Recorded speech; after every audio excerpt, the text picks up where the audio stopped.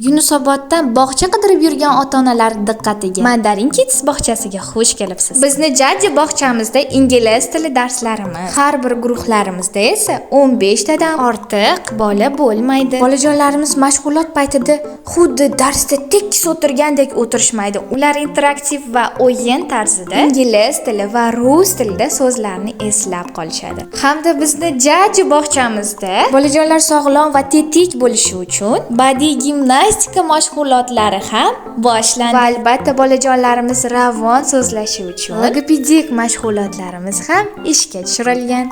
Bizga kelgan bog'cha bolasi juda ham tez bog'chamizga o'rganib, o'zini o'z uyidek his qiladi. Sababi bog'cha opalarimiz juda ham mehribon.